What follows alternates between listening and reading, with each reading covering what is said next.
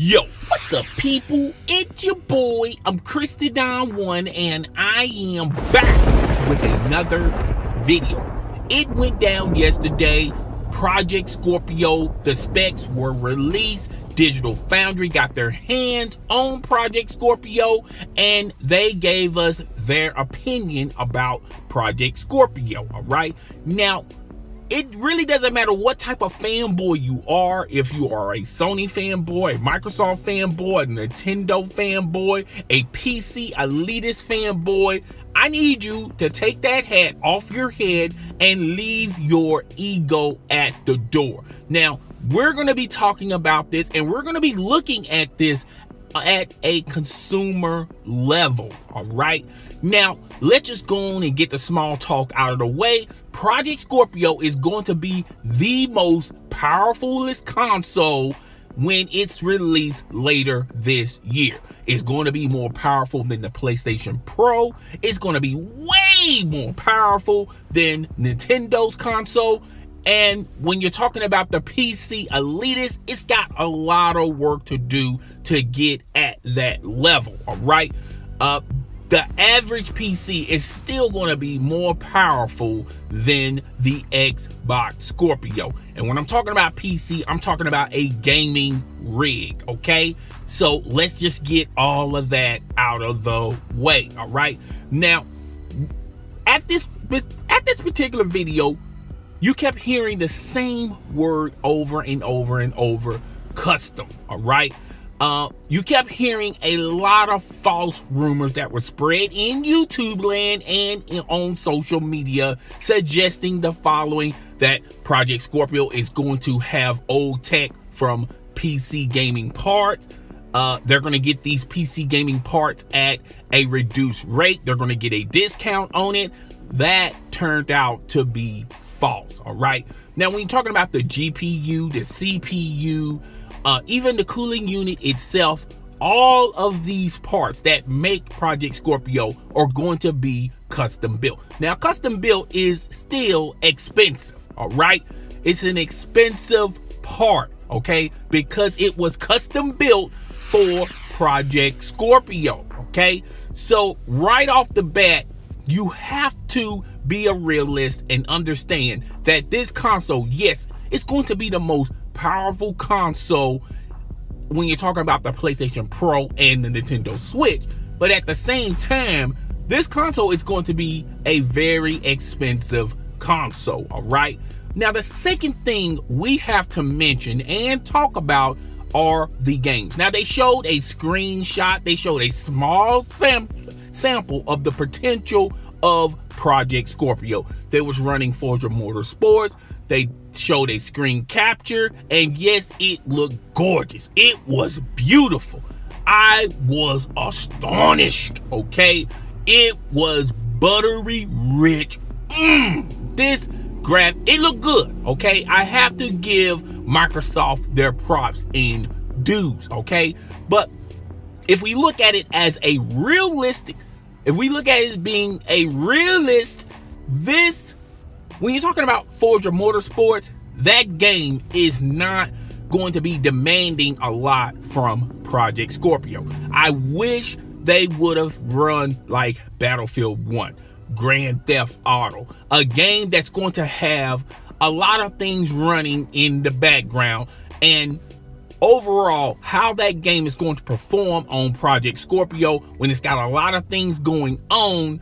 Are you still going to get 4K gaming, 60 frames per second, ultra settings? We will have to wait and see. No one knows when you're talking about third-party titles, when it's going to be demanding a lot, how are these games are going to look and run on Project Scorpio? So you won't know the true answer to that question until after E3, all right?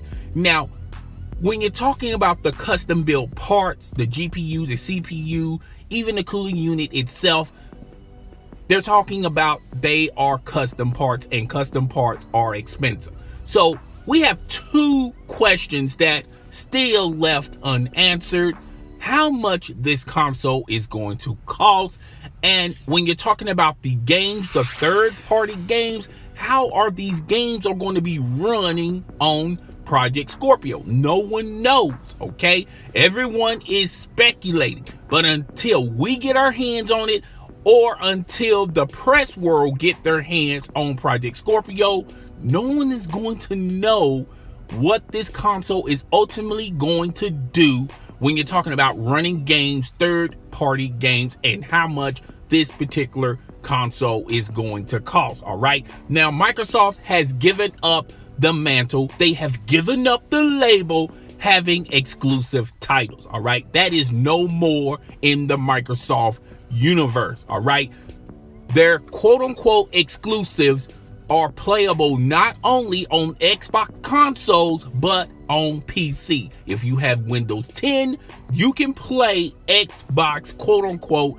exclusive games. Yes, Project Scorpio is going to look buttery good when they play their quote-unquote exclusive games on Project Scorpio. All right, but when you think about it, when you really think about it, all exclusive titles on all platforms run and play and even look good than third-party games. Okay, I give you an example.